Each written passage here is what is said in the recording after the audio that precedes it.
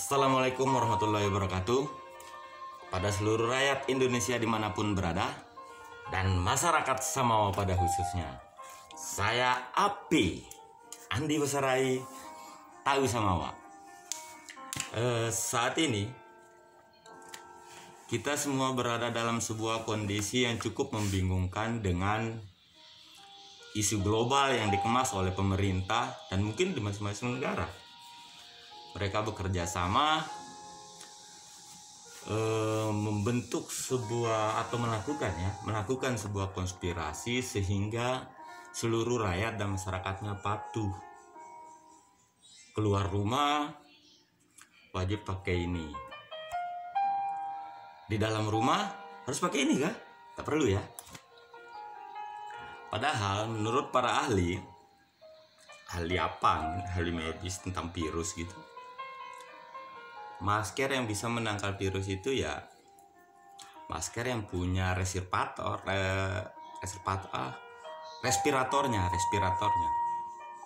yang mana di situ mempunyai filter yang sangat cukup baik, tidak dengan yang beginian.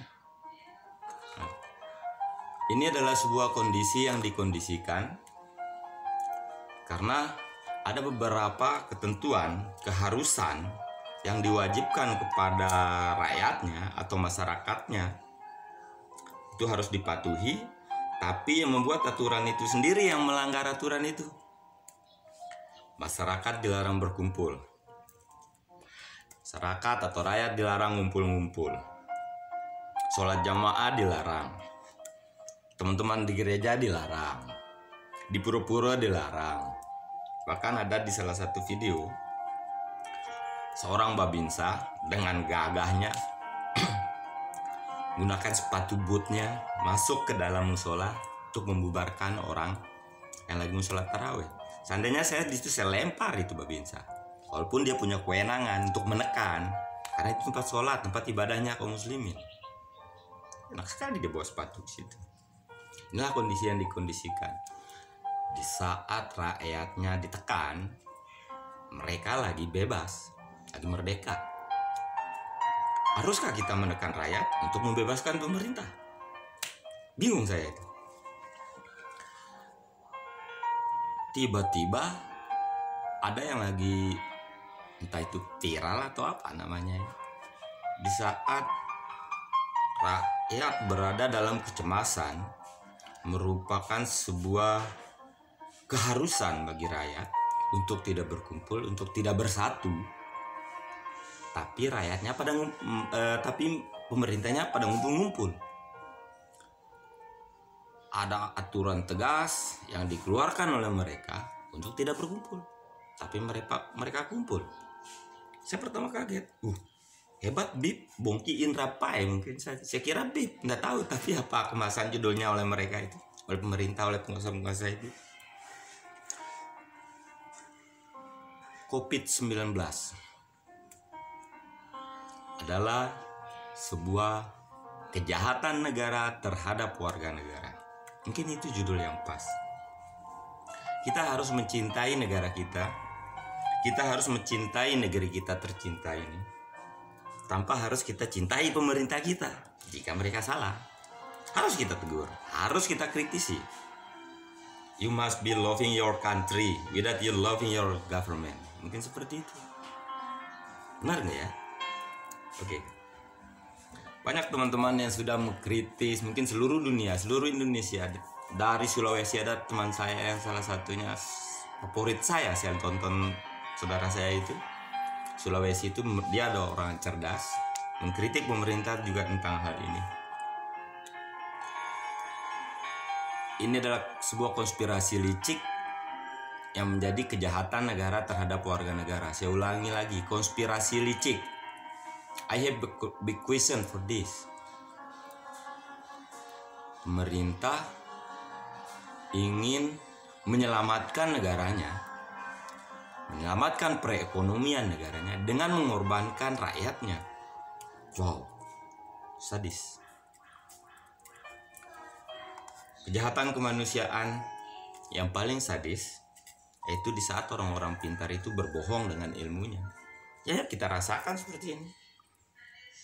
kita dibohongi dengan sebuah pandemi si corona, sehingga kita di rumah aja seperti ini berkembang biak, sementara mereka asik santai membiarkan kebohongan.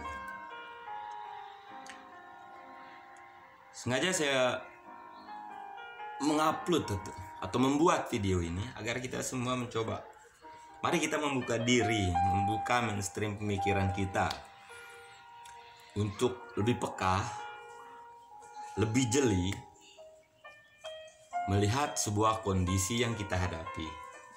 Karena hanya dengan kepekaan kita akan memunculkan rasa kemanusiaan kita lebih tinggi.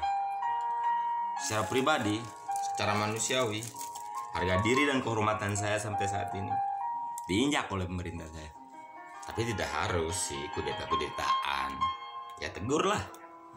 Jika mereka punya pemerintah yang memiliki kearifan, yang mereka harus sadar, tidak akan ada yang namanya pemerintah tanpa adanya rakyat.